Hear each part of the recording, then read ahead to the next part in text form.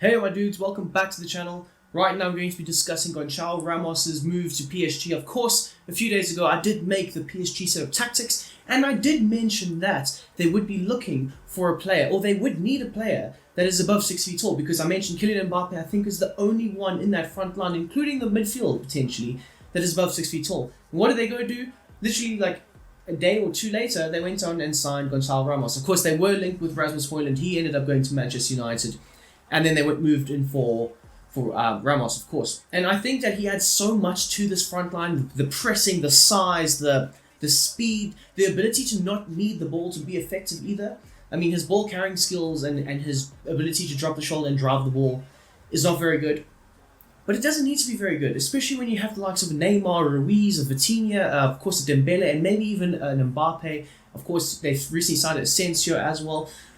Soler's on the bench, so you don't need the ball at his feet in order for him to shine as a star. You need him to be able to back into the defenders, lay the ball off, spray 1-2s, make runs in behind, the ability to get into the box, reach the headers that are fired in from crosses, win the aerial duels, be physical with the defense, and that is all the good qualities that he can offer to this PSG team. So obviously in this video I'm going to be telling you the instructions of how you can potentially replicate and recreate what I think will be Goncalo Ramos' position and his set of instructions under Luis Enrique at PSG.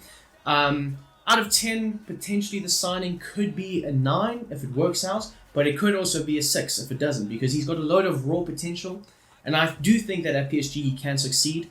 So time will tell, honestly, but as of right now, I'd probably go flat bang in the middle, 7.5. Because I think that he does fit what they need, but at the same time, paying I think it's like 90 million euros for a player like that, it's a lot of money to invest into a player that is just raw potential at the moment. Of course, he has shown flashes of amazingness and everything, especially in the World Cup. He scored that one hat trick and it was fantastic, and he's done bits for Benfica this season, but it's literally one season. So, that's why I also have the issue with Rasmus Højlund at Manchester United. So, yeah, anyway, but we're going to hop into the instructions. So, for the instructions for Goncalo Ramos, I've gone with drift wide, mix attack, aggressive interceptions, and of course stay forward. Very similar to what Robert Lewandowski will be doing for Barcelona under Xavi, but again, slightly different. Of course, this is a younger, more athletic player that can run a lot more. So with the aggressive interceptions being on, you can have him closing down passing lanes, creating issues for the backline with closing down of angles as well, making good, solid, calculated runs, because he will be leading this press going forward. And obviously, he does run the channels. He is quite a pacey player, like I mentioned earlier. So the ability for him to drift wide is a necessity, and that also allows for players like Neymar to somewhat drift inside more as a number 10, and as well as Dembele to potentially drift inside as well. Of course, aggressive interceptions is on. I just explained it. But the stay forward is going to be the most pivotal point, because Neymar and Dembele, we've seen in the past, they've needed a striker like a Luis Suarez, or like who did Dembele have at Dortmund? I don't know. It was Aubameyang and so on. But they've needed strong strikers in the middle in order for them to be creative and to express themselves and get the best out of them. So I do think that overall, for the fit of this team, it could work out very well. But more importantly, they need to be able to bounce balls off of a strong physical striker like Goncalo Ramos. So him staying forward as the outlet ball does make a lot of sense, and then he can ping balls off of him into the likes of a Neymar or a Dembele.